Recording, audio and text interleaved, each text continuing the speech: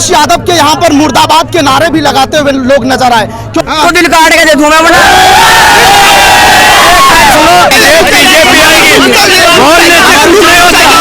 Sir सवाल तो सुन लीजिए। सवाल सुनो, सवाल मैं बताना चाहता हूँ। कुछ लोग यहाँ जुम्मन मुसलमान है, वे दरी बिछाने के लिए आए हुए हैं। इसमें कोई मुसलमान का मुद्दा बनाकर नहीं चल रहा है।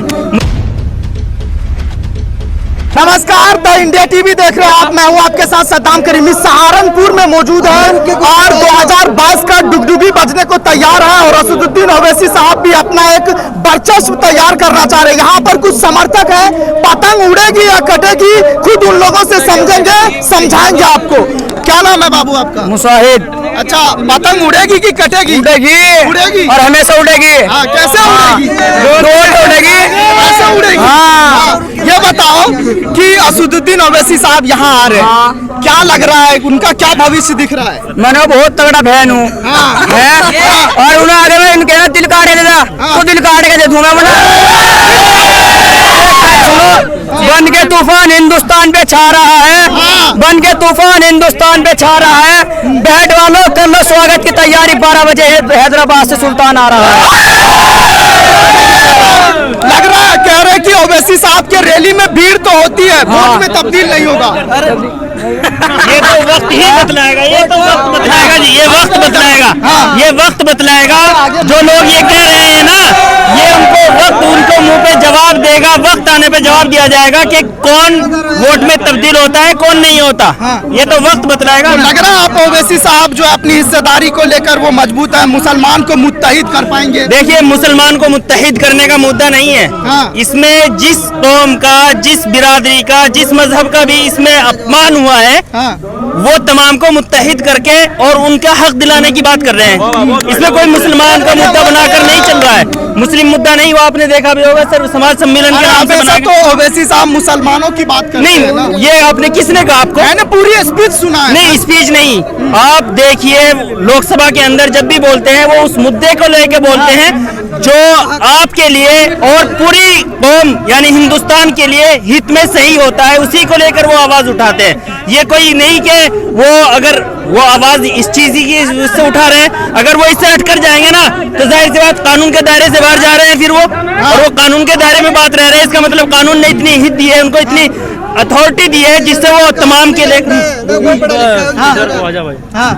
जी बोलिए, आप क्या और क्या पूछना चाहते हैं? तो क्या लग रहा है, आजम खान को लेकर भी सवाल करते हैं? देखिए, आजम खान को लेकर सर समाज, या आप ये समझ लीजिए, हिंदुस्तान की एक पार्टी है, तभी सब बोल पाओगे। हिंदुस्तान में एक पार्टी है, हिंदुस्तान के अंदर एक पार्टी है समाजवादी के नाम से, जिसको लोग जानते हैं।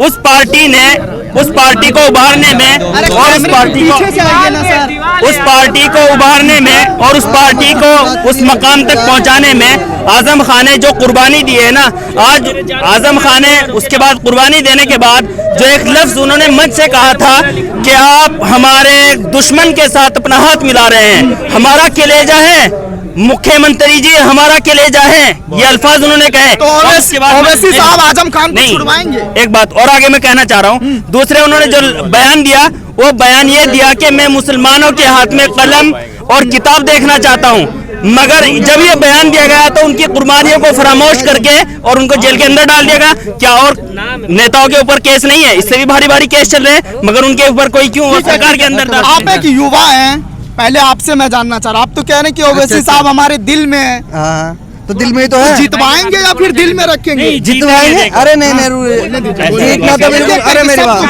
बात शांति से बात करो। जीतना तो बिल्कुल तय है, ठीक है, 100% अरे कह रहे जमानत जब्त होगी। अरे जमानत तो अरे मैं सुनो, अरे मेरी बात सुनो। मैं खुद कानून है, खुद अदालत में, अपने आप में एक अदालत है। असदुद्दीन ओवैसी साहब, ठीक है, नहीं उनसे बढ़कर कुछ नहीं है। ना तो हिंदुस्तान में उनसे ज्यादा कोई पढ़ा लिखा है, ठीक है ना। वो जो पहले थे ना अम्बेडकर, वो तो सिर्फ वोट मिलेगा तभी ना जीत होगी। सुनो तो पूरी बात तो सुन लो। इंशाअल्लाह ओवैसी साहब को देवे। 70 साल से मुसलमान 27% यूपी के अंदर जेलों में सड़ा हुआ पड़ा है। मुसलमान केवल इस्तेमाल होता है। ये देखो जो यहाँ ओवैसी साहब भी तो इस्तेमाल ही कर रहे हैं ना। नहीं, मैं क्या बता रहा देखिए एक मिनट मेरी बात सुनिए इस चीज के ऊपर। आप समझिए 70 साल से जो कौम, जो मुस्लिम, जो भी पार्टी इस हिंदुस्तान के अंदर बनी, उन्होंने तमाम को मुसलमानों का इस्तेमाल किया है। इससे पहले मुसलमान को इस्तेमाल किसने किया फिर?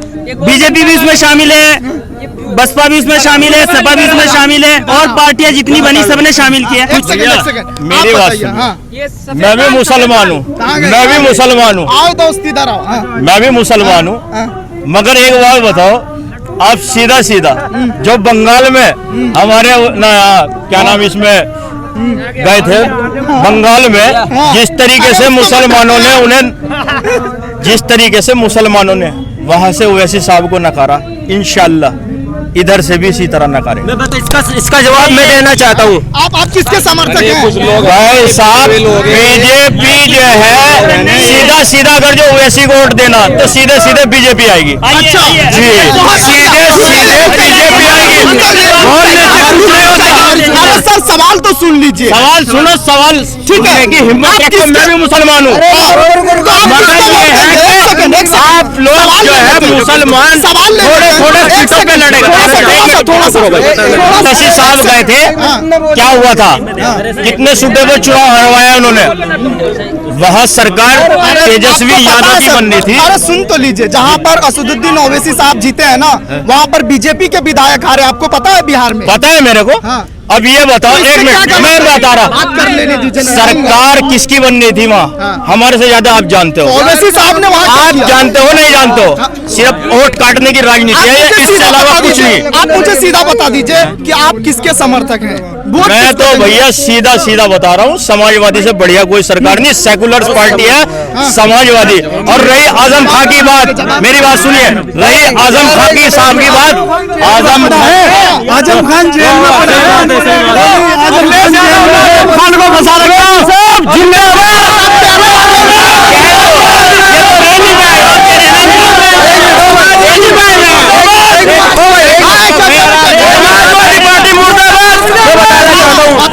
मैं बताना चाहता हूँ, कुछ लोग यहाँ जुम्मन मुसलमान है, वे दरी बिछाने के लिए आए हुए हैं।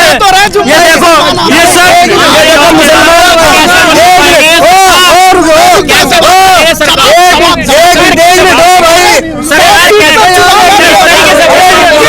सरकार बन जाएगी। अरे एक मिनट आराम से बोलोगे यार, तभी हो पाएगा।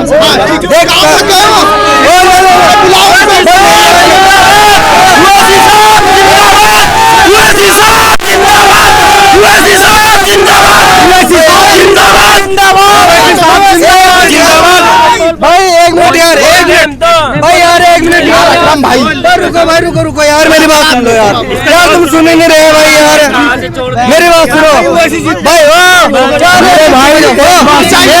एक मिनट भाई,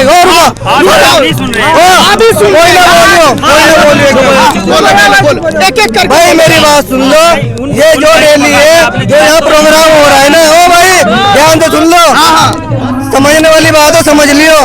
जो यहाँ रैली हो रही है, जो प्रोग्राम हो रहा है ना, वो हमारे, चुप एक मिनट, वो हमारे ओवैसी साहब का हो रहा है, ठीक है। अगर उसके ओवैसी के खिलाफ कोई बोल लगा ना, तो हम बोल लेंगे। शांत हो जाओ।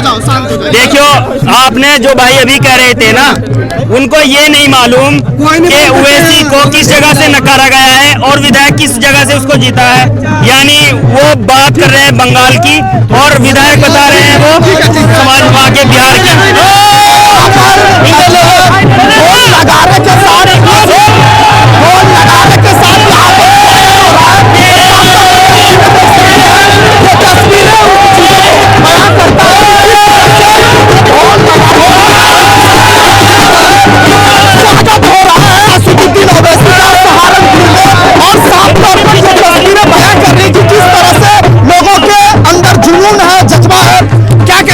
असदुद्दीन ओवैसी साहब के लिए यूपी में भी आया तो बड़ी शान से आया। यूपी में भी आया तो बड़ी शान से आया। यूपी में भी आया तो बड़ी शान से आया। उस शेर के आगे सभी मुंह ढांप रहे थे, सियासी लोग भी कुत्ते की तरह कांप रहे थे। चलिए हरिद्वार में कहा जाता है, हरिद्वार में कहा जाता है कि 20 लाख मुसलमान के कत्लेआम करेंगे।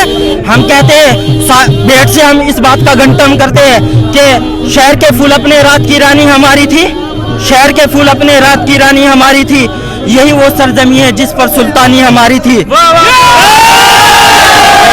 किसी आतंकवादी संगठन का सर नहीं उठा, किसी आतंकवादी संगठन का सर नहीं उठा, हुदूद मुल्क पर जब तक निगहबानी हमारी थी।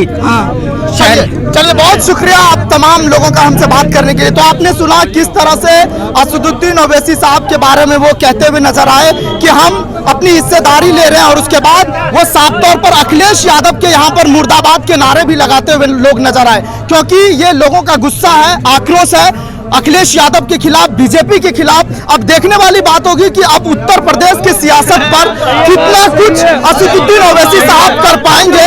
इसको